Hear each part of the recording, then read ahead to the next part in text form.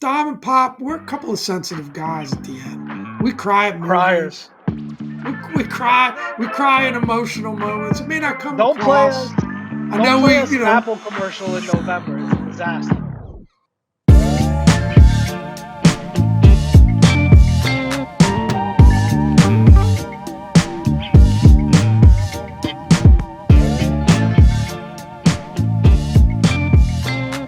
Putt, what's going on, man? son. Back at it again. Got some good stuff to talk about today. Got a little Commanders presser, and there's something going on this weekend. I don't know. I've been hearing rumblings. I'm not sure. You know of anything going on this weekend? It's pretty quiet. I thought. Super Bowl LV triple toothpicks. Yes, sir. There is Super Bowl 58 LV triple toothpicks. You think we should trademark that one? You think that'll stick, Pop? Pretty good, huh? Off the top of the dome. Yeah, that it was for sure. For sure. Oh man, yeah, it's gonna be a great game this weekend. A lot of good stuff to get into. But let's start off with the commander stuff. That's what you guys are here for usually. So let's jump right into it. Dan Quinn gave his press conference last Monday. We obviously uploaded, reacted to the coordinator stuff. At the time of recording the last podcast, Joe Whitt Jr. had not been announced as our defensive coordinator. So that happened. You guys obviously are aware of that. He's the senior passing game assistant or analyst, some kind of position like that. He ran the secondary in Dallas, essentially. And he's coming over to work under Dan Quinn. Couple of interesting tidbits from the presser. Cliff Kingsbury will be calling the offensive plays, and Joe Whitt Jr. will be calling the defensive plays. So I know we talked about maybe having Quinn call the plays and have a defensive assistant more. Doesn't sound like that's what Quinn wants to do. Um, Quinn said a lot of really good stuff in the presser. A lot of stuff stuck out to me. But Pop, I'll let you go first. What stuck out to you for the Quinn presser? What are your takeaways? How are you feeling on the Cliff Kingsbury Joe Whitt Jr. thing? Pretty open ended start to this. Where are you at? Yeah, I guess I'll start with the comment you made about Quinn not calling the plays. I think it's a good thing. I think that sometimes you'll hear with teams. They had a little bit of this last year, with the Commanders when you turn over a side of the ball just to an assistant coach. I think the players start to feel that the head coach isn't really paying attention to the whole operation. And I Yeah, think that it's important that Dan, puts his stamp on how he wants to, this team to be. If they want to be a physical team, if they want to run a certain style of offense and a certain style of defense.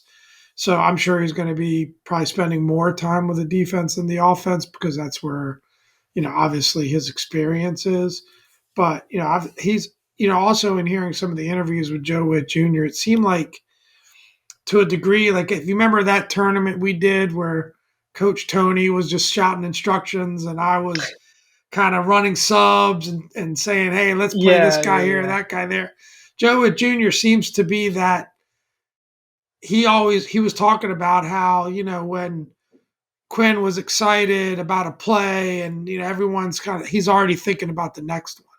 So I think he had a lot of input, I guess, in Dallas is what I'm trying to say based on what I'm hearing, and obviously he has his confidence. So yeah, there's pros and cons. In some ways, you'd like Quinn to call the defense, but I think it's the right move, and I think it's one of those things. And maybe the other takeaway from the presser, he talked about doing those 360s, and in fact, he had an interview on with Craig Hoffman today, and that sounded like it was a formal situation. He didn't even know who those surveys were going out to. So he actually sent surveys out to a group of people. He didn't even know, for example, that Logan Paulson took one and gave him feedback. So it was like anonymous Very feedback, cool. some of the things that like corporations do.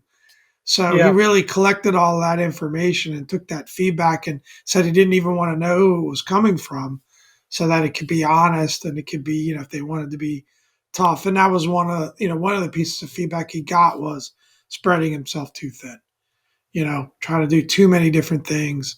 And, I think that's something that, it's great that he's taken those lessons learned. Yeah. and try to apply them this time around.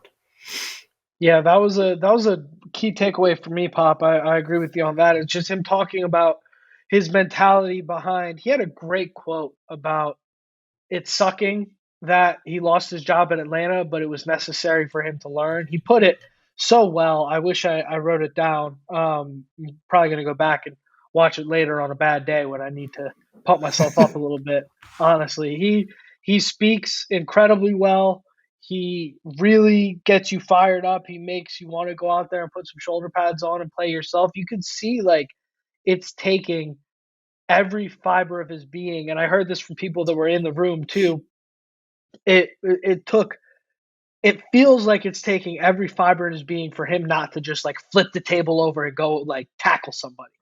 Like he's just so fired up, and for him to stay professional and stay kind of in the space, he just wants to go out there and start coaching. Right? He's just totally fired up and excited about it. That was a big takeaway for me. The humility that he has to talk about what went wrong in Atlanta. He said he spread himself too thin. He got over involved on the personnel side, which was something that he talked about. Something that I learned after the hire was that actually after the Super Bowl appearance, Quinn negotiated front office control for himself in Atlanta. And that's when things really started to take a downhill turn. Ain't no way in hell that's happening. He can win a Super Bowl here. That's not going to happen. Right. So that's a situation that he obviously has learned from. And he said a key thing for him why he wanted the Commander's job was, and there have been reports that he wanted this job as soon as Dallas lost, basically. The first thing he was thinking about walking out of that stadium was going to get a head coaching job with the Commanders because he wanted to be supported by a great owner and a great general manager so that he wasn't spreading himself too thin and he could have guys that he trusted to lay stuff off on and to delegate towards and guys that he trusted to put him in the best position for success. So for the first time in my life, we're seeing an owner, a general manager, and a coach. There are clearly three distinct tiers here, and they're all working together towards one vision, which Yeah. is what I think is super exciting. Now, whether that vision is going to be successfully executed, well, that comes down to all three of them are going to have to do their jobs, right? And that much is to be seen. But that is you cannot have success, sustained long-term success without that. So check, right? That Yeah. much is done. So I'm excited. I'm excited Yeah. all I things think I think a considered. couple of other quick points. So I think also like he's a high energy guy, but he's not. He's a player's coach. So there's a difference there where he's a Yeah, motivator. He's going to bring the energy, but he's not about tearing guys down. He's about building them up. And I yeah, think that shows a combination of like an old school and new school mentality. I feel like he relates. I get the vibe that he relates very well to the modern player while yeah, bringing that energy and bringing that motivation and holding them accountable, to expectations. I've also found that in some of the one-on-one interviews he did, he interviewed with Chick Hernandez as well. I referenced Craig Hoffman. He's very humble. He was actually pretty soft-spoken. He yeah, wasn't in there giving a lot of like, one-liners or sayings, or he was very humble in terms of how he approached it. So he's got like, you can get deceived by the backwards hat and the Jordans and the jive talk a little bit, but he seems to have an intellectual side that comes out and a humble side in doing it. And the only other thing I'd meant, because I know we probably want to move on, is what he talked about the roster, because I think yeah, this is a good lead into our next topic. He just says, "Man, I was impressed with the inside of defense." So he highlighted the defensive tackles as being a real strength of his team, and I'm pretty sure he coached Ridgeway at some point, who's one of the backup tackles. So it seems yeah. like John Allen, Deron Payne. I think those guys are going to be core guys. And he Locks, yeah. talked about the need to get elite players on the edge. So he even highlighted the fact that there's an area they need to definitely address, right? And then he talked about the receiving group and really feeling like there were some good weapons there. And as a guy that had to coach against that group, I think that's telling that maybe there's a level of respect against our receivers that we didn't really realize. Um, Yeah. so I thought that was, maybe you got to re-sign Curtis Samuel for that to be completely true. But I think it was good that he highlighted those parts of the roster, and I think that's an interesting thing going into this offseason is figuring out that did guys underperform because they weren't being coached properly, or is it the fact that they're just not the players who we thought they are? And there are obvious examples like Emmanuel Forbes, Jahan Dotson kind of had a down year, so that's going to be an interesting thing to keep an eye on. Who Yeah. are they as their roster reconstructing this roster? Who are they betting on coming back off a down year? So Yeah, I think those are all really good points. I think roster wise, I know we said we want to do top three priorities for Quinn and Peters here to kind of move on to our next segment. I think he highlighted edge and the need for edge talent. I think that's going to be something that we've already kind of looked at. Like, okay, there's a pretty good free agent class at edge. So I think that might be like if we're looking for a big splash signing, I think that might be somewhere to keep an eye out on, like the big star that we yeah, signed, like a Edge. I Brian agree with Burns. you. I think Edge has got to be in that top three. Pass Yeah, rusher has to edge be in that edge for top three. sure. And if you take, we have some good young talent at edge, unproven young talent that has flashed in moments like a KJ Henry or like a Andre Jones, right? Um, Do but you want? Let that's me kind ask of you a question. Do you want to go into next year? Uh, with Sam Howell as your quarterback? no, I think it's the no. same thing with those young edge guys. Well, that's what I was just. Later That's round that's picks, I just don't think you can let them flash, let them be backups, let them maybe surprise you and become star players, but I don't think we can bank on that going into you next year. quite literally took the words right out of my mouth, Pop. That's Sorry, where I son. was. That's where I was going with that sentence. You threw me a serious curveball throwing Sammy in there, but yeah, I was gonna say I think that's enough to be excited about that we go get one elite edge rusher like a Brian Burns, and Yeah, we pair him with, and we see, okay, can KJ Henry flash on the other side of the line, or can uh, yeah, a guy like Andre Jones, or even, I mean, some of those depth pieces that we've had, like the F.A. Obadas of the world and the James Smith Williams, have been solid. It's just not enough to do it all on their own. So that much we've got to fill on the edge. Also, you got to address offensive tackle. totally That's agree. critical. I think offensive tackle is critical. I think the interior of the line is passable if we can get a better tackle. I think you have Cosme has really come into his own. I wouldn't mind moving Wiley into guard, seeing how that goes, and then getting a elite tackle on either side. I don't know what's available in terms of free agency or the draft, but upgrading there, and then maybe you Got to bring have back a plan for Cornelius the O line Lucas in or something general. like that. Yeah, Yeah, I agree. exactly. That Tackle's the biggest weakness, but we just got to have an O line plan. center is an issue too. We can't Yeah, roll with Tyler Larson. Nick Gates is not an option. And I mean Stromberg is a guard. it's a I don't know. maybe. It's a mess. It's a mess. It's a Everybody on maybe. the offensive line, other than Sam Cosmi, is kind of a disaster. And then I guess my third position. I mean, obviously quarterback. I don't know how you Yeah, yeah. don't mention that. It's almost like a cheap one. I would take out But you got quarterback, to and I would. figure that out. Yeah, you got to figure that out, and I would say you got to figure out the linebacker, the middle linebacker, and I think that will be a So would you top go priority for them linebacker as over well. secondary? I kind of feel like, Yeah, I think you have talent in the secondary that's misused. I think Quan Martin will be okay. I think if you could bring back Kendall Fuller, he'll be all right. I think we missed Derek Forrest was out for most of last year with injury concerns. I think he's a guy if you want to see somebody take a giant step from Dan Quinn, Derek Forrest might be that guy. Maybe you bring back Cam Curl. I think with what we have in the secondary, we've seen them be really good when they had a real coach, and then you went and you got a high school football coach to coach them and they fell apart last year. So I'm willing to write off the secondary as maybe a flukish year last year, and I think we can do okay with what we have there if some guys take yeah, and steps forward. and this is going to be a much longer debate in So let's keep this quick. But I got into the conversation with our good friend Ken, while we were going to the Terp game last night, which I don't want to talk about. And Tough one. we just talked about the idea of should we really pick a quarterback or do we trade back and roll with Sam? And I think you just have to take the quarterback, right? I mean, I think we Yeah, agree on that. You've got to address that position. You've got to go with it. I don't think Cliff Kingsbury comes here. The biggest tell that they're going to draft a quarterback is the fact that Kingsbury came here instead of the Raiders. I know there was yeah, some contractual stuff, but I don't think you get him here without the allure of picking a quarterback with that second pick if they don't trade up.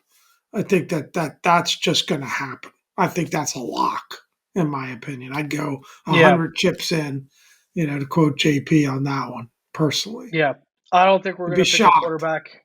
I think the lowest we're going to draft a quarterback this year is pick number 2, in my opinion. I think we're I either going to agree. go at 2 or we're going to trade up. And that's, like you said, the quarterback conversation we're not even going to touch today. And I agree with it, Um, right? Like I think we you both have to. agree that's the right move, and we can get into more of the reasons why in a later pod. But I think we need to Yeah. get on to the LV triple Especially with the talent toothpicks. there right now. If Yeah, this was a Kenny Pickett year, I understand maybe you trade back, right? But yeah. with what's available right now, it's not going to get much better than this, and it's not projecting to be particularly great quarterback draft classes There are three down the guys there line. that So arguably could be the number one pick in a draft that didn't have Caleb Williams, right? Like yeah, any one of those three guys could legitimately be a number one pick in the draft on a different year. yeah, So I think in that situation, you're sitting at the number two pick. You're in pretty good shape. Obviously, just got to try to guess right on who that right guy to go with, and we got plenty of time to talk about that. indeed, Let's talk about some indeed, yeah. football. Let's move on. Let's get on to the. We'll be talking football, but let's get on to the Super Bowl, right? I mean, we got Let's get Taylor on to Swift prop bets to some talk about. action. Yeah, it's important. It's important. A lot of important stuff to get into here. This is the Taylor Swift Bowl this weekend. Don't say Yeah, that. Don't say that. big Edit that out. big Super Bowl. No, I'm just kidding. We take a hard neutral stance on the Taylor Swift thing here. We're not pro or anti. I'm pro. I'm pro Taylor, but Very neutral. it I'm but there's relatively limits. There's limits to I'm it. I'm relatively pro Taylor too, but Let the we're kids here for live their this. lives. That's what I'm saying. Let them have their fun. I'm here for the Super Yeah, Bowl though. So yeah. let's get right into it, man. Let's just hit the scouting report. Scouting report wise on the Super Bowl is pretty simple. 49ers, best roster in the NFL, top to bottom. One of the best head coaches in the NFL, if not the best. And Kansas City Chiefs have the guy that you would also consider one of the best, if not the best head coach in the NFL, and Andy Reid. Obviously, They're him the and top two right him and there. Shanahan are at two vastly different points Yeah, in their careers, right? But there's nobody doing it better than those two. And then you've got the best player in the league right now in football, and a guy that I know you and I believe may go down as the greatest of all time in Pat Mahomes. And you have Travis Kelsey, quite literally the best playoff wide receiver ever by the stats, most playoff receiving yards of all time as a tight end. So not even wide receiver as a tight end. Um, yeah. and you've Pretty got incredible. the second best player in the whole Super Bowl on that defensive line, Mr. Chris Jones. So there's a lot of there's just it's all the talent you want, it's all the flash, it's all the storylines. You got Mr. Irrelevant in Brock Purdy, a guy that was picked last and he had to compete to get that third string job uh, going into camp of his rookie year, and then through a series of unfortunate events with Lance and then Garoppolo gets the starting job, wins it, keeps it, holds on to it for dear life, takes it for a whole nother season after recovering from UCL surgery, and now takes his team to the Super Bowl against the darling of the NFL, who now may be turning into a little bit of a villain. Doesn't get much better than this. That's why they draw it up this way. That's how it always happens. The Super Bowl, it's the best weekend of the year. Yeah, I don't know. It's maybe I'm different. I don't really understand. Never really understood the Brady Pats hate, and I Me don't neither. understand the Mahomes hate. You know, I mean, yeah, I guess I didn't love it when the Cowboys were winning Super Bowls. So maybe if I was an AFC guy, I'd feel different. Or if I was, someone that was in the Kansas City division. But I like rooting for greatness, and I think that that if you look at Mahomes and Reed, and even Kelsey likes to flash sometimes, but that's a really class act in Kansas City. Like Yeah, that team does it the right way, and they're by all accounts, good people that do stuff, a lot of stuff for the community and all of that. So I don't know how you could listen to Mahomes talk and watch him play and not just have the utmost respect. Now maybe you could be jealous he's not on your team, but then you got to do some introspection there. But hating on him, I don't get that one loser behavior. bit. And It's I loser understand, behavior.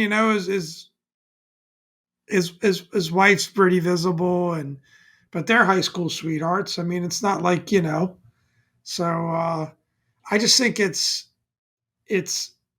I root for greatness. I like Kansas City Chiefs a lot as a I'm with team, you. just generally. But I like the 49ers too. I have a lot of respect for Yep. that team. And that maybe will lead into this next segment, which I'm going to take Yeah. the lead on. I want to Go get for it. into the feels. Dom and Pop, we're a couple of sensitive guys at the end. We cry at movies. Criers. We cry in emotional moments. It may not come Don't play across. us.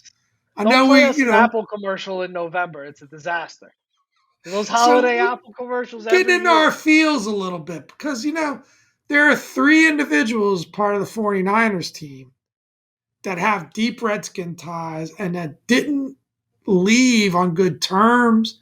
There was a bit of trash talking at various times. We probably, as a fan base, reacted poorly to these three individuals because of maybe things they said or that they did. So I'll start with Kyle Shanahan, right? So we all know the story with Kyle and his dad. Kyle was the OC, did a brilliant job, at least for 1 year, in coaching up the team with Well, RG3, but then things imploded, and Kyle wasn't took his a fault. bunch of shots at the organization. Um, how are we feeling about Kyle Shanahan being in that Super Bowl, and what's your general feelings about Kyle at this time? I love Kyle, man.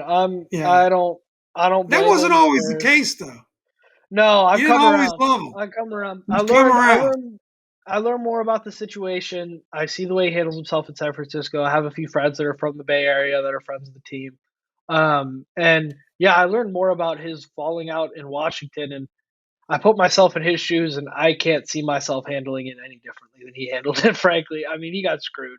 He got screwed out of that job with the way the whole ownership and Robert situation went down, and the injury. Um, and his track record has went on to prove Great he's coach. he's a great coach. He's a class act. He's been nothing but So is class he? everywhere else he's been. The other topic related to Kyle is does he have a reputation of not being able to win the big one if he loses this Super Bowl?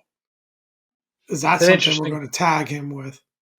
It's an interesting Because one. I It's think it's that's BS right. personally. I mean, how many coaches would love to be in three Super Bowls, one as an assistant, two as a head coach? I know they blew a big lead in Atlanta, but I'm not buying that one on the buy or sell. You know, that's Yeah, it's hater a tough talk. one. It's a tough one. It is hater talk. It's a narrative that you're not going to be able to escape, unfortunately. And there is something to be said for, yeah, 3 Super Bowls and 0 wins. That's tough. You start to encroach on little Jim Kelly territory there. But it's still, I mean, I'd still rather have that guy coaching. I tell you what, I'd rather have that than what did we do with Rivera?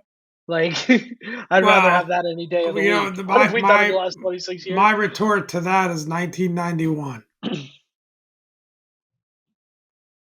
That's the last time we even got a sniff Of course, we won the whole thing that year, but I would take losing 3 Super Bowls over never getting even close There's for a there's a 33 lot of years. guys that are just gonna get Stockton and Malone in this era, unfortunately, with Pat Mahomes. They Yeah, yeah, played at the going up same time against as Pat. Pat.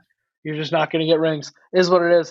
Do you want to Next cover the couple, other let's two go names you quick. got Let's go here? quick here. Trent Williams, right? So Trent, we know the story. Had a horrible health scare, mismanaged by the team. He couldn't emotionally get over that. More or less, kind of demanded to get traded. Um, Can't blame them. I don't think I've ever been down on Trent from, he was a great Redskin, and I think he just can't blame him for just wanting a fresh start there at all. What are your Yeah. thoughts, real quick? Yeah, especially when the nail in the coffin is Ron Rivera comes up to you after all of that goes down and says, "You want to stay here and prove it. Play on Yeah, your last year of your that's contract." ridiculous. Yeah. Yeah, I love Trent. I mean, Trent is one of the best to ever play his position. He's revolutionized the way the position's played. He's incredibly talented. He does not. If Trent Williams was a quarterback, he'd be in the Brady Manning Rogers, like he'd be in that category. Um, he's unbelievable. Just a So fantastic we're player kind of and rooting for Kyle a in a class act. degree. We love the Chiefs. Kind of rooting for Trent. This third one. What about Mr. Chase Young? Indifferent. Possibly stealing a Super Bowl ring. Uh, I'm indifferent. I don't care. I Indifferent. mean, I like the kid as a person. I'm rooting for Yeah, it's him true. as a human being. I hope things pan out. He was not the problem in Washington. He wasn't the solution either. He wasn't helping anything. He's not. He had no business being a number 2 overall pick. That's one that the league and the consensus just whiffed on. That's one that we whiffed on. And I hope he gets his career back on track and he can Same. use that amazing God-given athletic ability for good. But if he doesn't love football that much and he wants to get one more contract and ride it out, then good on you, sir. You did your job. I don't know. I don't really have a strong Chase Young opinion. And I think the people that have strong Chase Young opinions and are on Twitter going crazy about Chase Young, it's loser behavior. It's loser behavior. Well, I think with Chase though, it's whatever the reasons may be. I think it's more on him than anyone else. And again, 100%. hurting his knee is a factor, and that's an unlucky thing. And maybe he just has lost a little bit of his edge. But Yeah, it takes when the you hear gas some out of of the you. things about being undisciplined, and then you're even hearing a lot of rumblings in San Francisco about some of the plays that were obvious lack of effort in that championship game. At some point you've got to things like effort and attention to detail and discipline and doing what you're coached up to do are things that are completely under your control. And you could. I don't think you're going to blame both the Commanders coaching and the 49ers coaching for what's going wrong with Trent with Chase. So I would agree. Indifference is kind of the right thing, but I also, like you said, I root for him to Yeah. bounce back. So, And it would be all right. different for me. I would be less indifferent if he was going there and he was balling out. If he went there and he looked like 2020 Chase, I'd be like, good for him.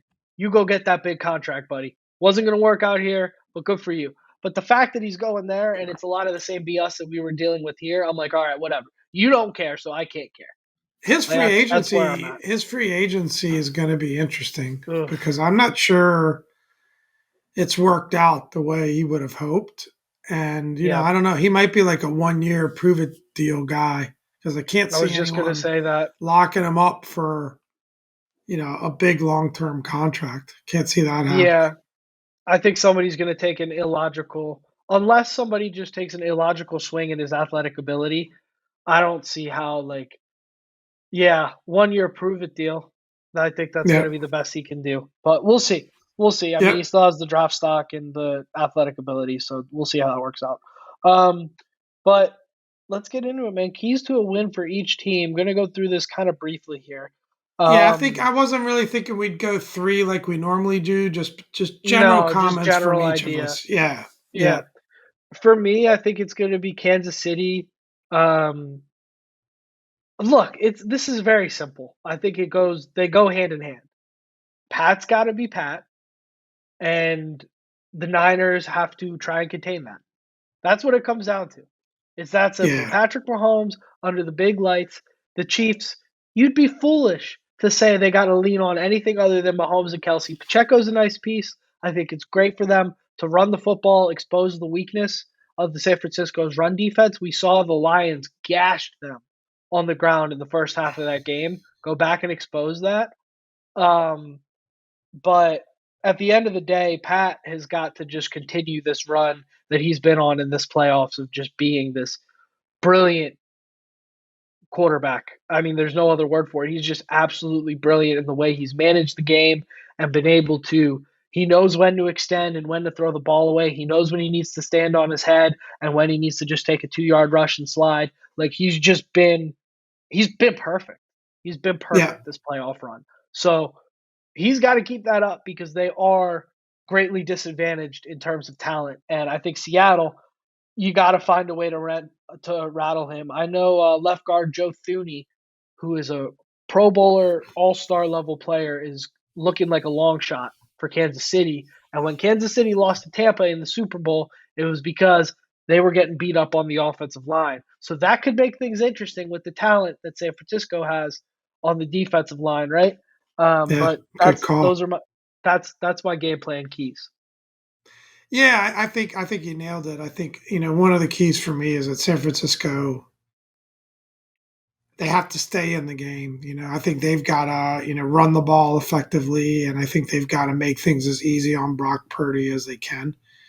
Yeah, I know that Brock's done some things that have surprised all of us, but I think if they put him in a position where he's got to lead a comeback against that defense, and especially how good they are against the pass, I think that that's trouble. So I think that they've got to do some creative things in the run game, and they've got a healthy Debo Samuel, and of course Christian McCaffrey, and can do some creative things there. Kyle has been able to do that. I think they've got to be you know, right there. It's got to be either a close game or maybe they take a bit of a lead and make the Kansas City press, because I think we know we're getting with Kansas City, right? I think that team is used to the bright lights. They've got great players. I don't know that I believe that talent disparity is what you're talking about when you just said, three of the best players on the field are, wearing Kansas City's colors, right? Like I yeah, but don't, then the I next think 10 are that, wearing San Francisco. yeah, I'm not sure that's true. I don't think it's, I agree. Top to bottom, San Francisco has a heck of a roster. San Francisco could come out with this win. They really could. Yep. Um, so I think that's it. I think in terms of Kansas City, they just got to keep doing what they're doing. The defense has got to make things life miserable for Brock Purdy and company. And yeah, I think you'd like to see a bit more consistency from their offense, not just playing, a quarter a ball like they did against the Ravens, but being able to sustain and keep things going. They're gonna get the ball to Kelsey, and and they've done it differently this year with that run game and that defense.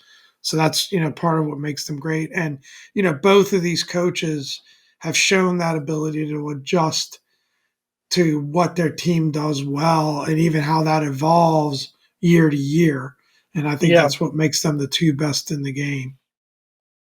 100%. 100%.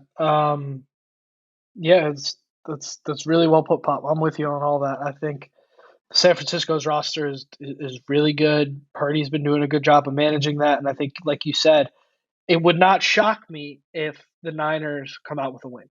It would not shock. No. Are we That being about? said, I'm getting a little emotional. Are we about to pick our last football game of the year? Are we about to go in the doldrums of a long off season? ain't no doldrums in Washington, baby. We always keep it interesting. But you know what's great, Pop? You know what's great? We're gonna go this whole off season without talking about reports and harassment, scandals, and all that kind of stuff. We're just gonna talk about, hey, How much do you think they should pay Brian Burns? That's what we're going to talk about this offseason. Yeah. Beautiful. Anyways, yes, let's pick our last bottom bets. I'm going to throw a couple ones in here too for you. But Do it. Do it. we got 49ers minus 2.5 versus the Chiefs. That's the line. Pop, for the last time this season, what do you like there? Wow, I struggle. I just struggle with the 49ers being favorites here. And I think that that's got to get the Chiefs' attention, right? I mean, they've had a very different role, underdog, in these last couple of games, and it's simple, but I just can't pick Purdy over Patrick Mahomes. Yeah, So I'm going to take Chiefs in that 2.5 points and light up my FanDuel account. there it is. Yeah, I'm going Chiefs as well. I said it in the last pod, but a couple of KC homers here. What can we say, man? We're Who would two you like to see two win at the end of kids. the day? The Who would Chiefs. you like to see win? Chiefs. Yeah. I don't look. I want to witness greatness. I got to witness Brady at the peak of his career as a kid, and then also because he played for so damn long as an adult in Boston. It was one of the coolest experiences of my life, getting to see those games and go to the parades and that kind of stuff. I mean, that's the kind of stuff you tell your grandkids about, right? And I want to see Pat have his best chance at chasing that and see if he can get there, because you get to see these things once in a generation, and it's it's an awesome opportunity for him. So I want him to win because I want to see if he can get 8. That's what I want. So this You is a just step want to towards that. you just want to see Taylor on the field holding that Super That's Bowl trophy. that's what it is, man. I want to see Travis propose to Taylor as they're bringing out the Lombardi Trophy. That's what I want to see. Uh, yeah, I'm going Chiefs here as well. I also because I think they will win. Over under 47.5. This is interesting. Do you have a lean on this? I hate betting over unders. I never do. Just I kind because of I think always they're break so it down fluky. like this. But So that's like a 28-20 score. It's kind of what you're looking at for that, loosely, or yeah, 24 24-23 wouldn't quite get you there. 24-21 wouldn't quite get you there. So that's yeah, kind of always whether that makes sense to the gambling public. All I could say is my FanDuel account is swole, people, so come at me. But that's how I kind of tend to break down the over under. Is like, hey, what kind of score are we looking at there? I'm tend to be an over guy. Tend to yeah, just favor the over. You could definitely see this game. Super Bowls sometimes notoriously teams come out a little tight. It's a little different environment. It's a longer halftime than normal. There's all that pomp and circumstance before the game. So, teams aren't in their normal rhythm. So, but I'm just going to stick to being an over guy and pick the over. It's my only logic there. I'm taking the under. And I'm not. I hate betting. This is why I hate over unders. Betting the over just feels so like it never hits. Whenever I bet the over, it never hits. And betting the under is just the least fun thing to bet on, because all game you're just every Can time you? somebody scores, you're like, damn it. But I'm taking the under. Taking the under here. I think these are two really good defenses, and I think it's a I Solid think pick. I think these are two good defenses and two offenses that have struggled at different points in this year. I mean, the Ravens game was 17-10. That under smashed. So I'm taking the under for sure. It's a good point. Um, you got MVP odds. What do you like there, Pop? Obviously, Pat Mahomes plus 150. He's the favorite. Brock Purdy plus 210. Christian McCaffrey plus 450. Travis Kelsey plus 1400. Isaiah Pacheco plus 2500. Debo Samuel plus 2500. What's Chase Young, you think? Plus 100,000? Something like that? I just went with the top 6 guys, 3 from each team. Yeah. Um, you could try to get creative here. And yeah, it's going to depend on who wins that game. You could definitely see a C-Mac or, getting that nod. I think he'd probably be the guy if the 49ers win. I think he'd be the most likely to get it. But I'm just going to go with Pat. Yeah. I'm just going to go with the obvious. If the Chiefs win, which we're both picking them to win, the odds of it being Pat are, it's 7, 8 out of 10 probably, right? So I'm just going to Yeah. go with Pat. Yep. Yeah, I'm going I know Pat it's a as boring well. pick, Yeah, but it is a boring pick. I'm going Pat as well. I'll probably have you put in a little parlay for the boy. Uh, put all those things C-Mac, together because that's a little yeah, situation. I like McCaffrey. I think there's a lot of value on McCaffrey there at plus I think it's 450. value there because I do expect it to be a close game. I do, and I do think at the end of the day it's a very good matchup that could go either way. So Yeah, putting a little Scott Ole on C-Mac is probably not a bad idea if you want to take betting advice from Dom and Pop, yeah. That's a you don't especially at hate plus to 450. you don't hate to sprinkle that. There are worse. There are worse. I mean, you're I getting better agree. value. You're getting better value from a CMC MVP pick than some of the odds that I'm about to throw at Pop. I got all the fun stuff for Pop now. Well, just Um, remember the most important thing: if you're feeling that tingle, your FanDuel account might jingle. Just remember yeah. that. So that's the big one. That's the big one. You That's going to be gotta the first T-shirt. gotta be ready. Gotta be ready for the tingle. Gotta be ready for the Gotta tingle. be ready when you tingle, man. Good things happen. So Just trying to move on. leave it at that, man. I'm trying to keep it going. Anybody Yeah. who's had to listen to their pop talk about tingling knows you don't want to keep it going. So, Pop, who wins the coin toss? Kansas City Chiefs plus 100, San Francisco plus 100. What do you like? I And then could what's the care less. outcome? Heads or I tails? could Plus care 100 each less. way. All right. Pick. Come on. All right, Chiefs heads. All right. What about Gatorade color? Color of the first bucket of Gatorade poured on the winning head coach. You got purple at plus 225, yellow plus 300, orange plus 300, blue plus 350, red plus 350, clear Orange. plus 1,000. No Gatorade bath. I got orange as well on that one. They did purple in the last one, so that's why it's the Who'd you favorite. pick on the first one? Huh? Who'd you Who did I pick on pick the on the first? first one? The Yeah. Chiefs. Tay already paid for that coin toss. Come on. And what? Tay Heads or already covered tails? it. That's Travis's engagement present. Let's Heads go or tails. tails?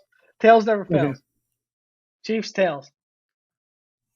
And I got orange on that as well here. You gotta get the wacky stuff in for the Super Bowl. All right. But I respect it. anyways, guys, let's wrap Talking this about thing up. tingling, jingling, Gatorade, all kinds of Oof, stuff. oof, rough one, rough outing for the boys here. But hey, we had a little bit of extra fun today.